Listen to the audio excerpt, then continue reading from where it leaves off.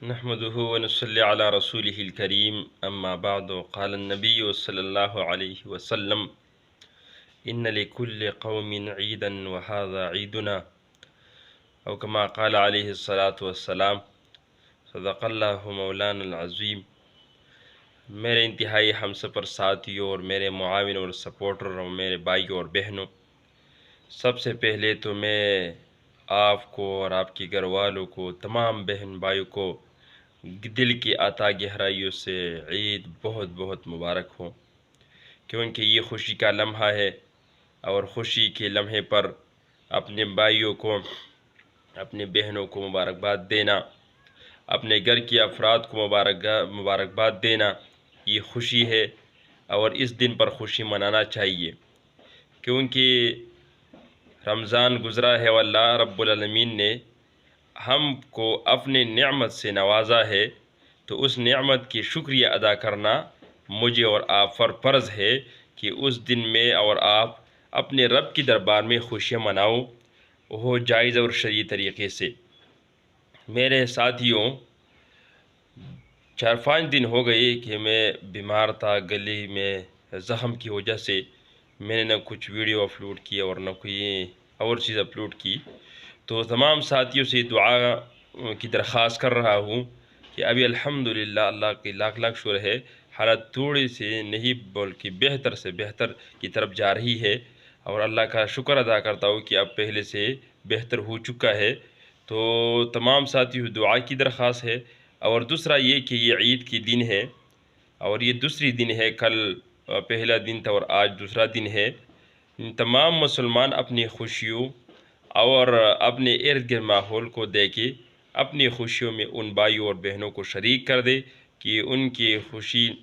کے لیے آپ نے تگ و دو کی، آپ نے محنت کیا، اور آج آپ کی وجہ سے وہ خوش ہو رہی ہے۔ تو لہٰذا تمام ساتھیوں کو درخواست کر رہا ہوں کہ کم از کم اپنے ارد گرد غریب، مسکین، لاچار لوگوں کو اپنی اس خوشیوں میں شامل کرے۔ اور یہ عید کی دن ہے، خوشی کا دن ہے مسلمانوں کے لیے، اللہ رب العالمین کی طرف سے انعام اور احسان ہے، تو تمام مسلمان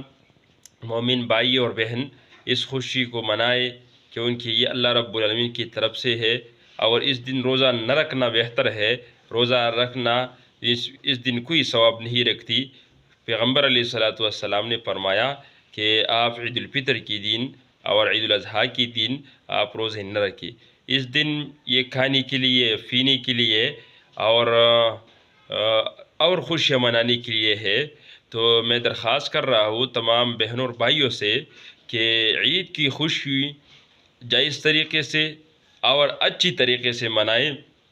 اپنے خوشیوں میں اپنے بھائیوں اور بہنوں کو شریک کرا دے، اپنے ماں باپ کو راضی کر دے، ماں باپ کو خوش کر دے، اپنے بہن بھائیوں کو خوش کر دے، ان کے ساتھ ان کے ہاتھ جائے، ان کے لیے کچھ اچھی چیز بھی ساتھ لے کر وہ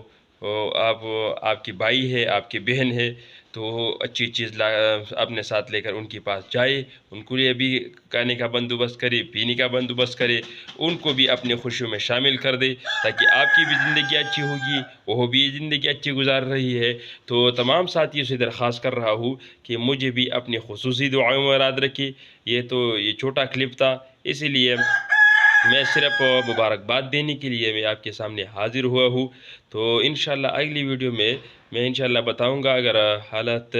بہتر ہوگی اور صحت نے اجازت دی تو انشاءاللہ مزید آپ کے سامنے انشاءاللہ آئندہ حاضر ہوتا جاؤں گا۔ تو صرف ریکویسٹ کر رہا ہوں، درخواست کر رہا ہوں ان بھائیوں اور بہنوں سے کہ وہ اپنے ارد گرد میں جو بھی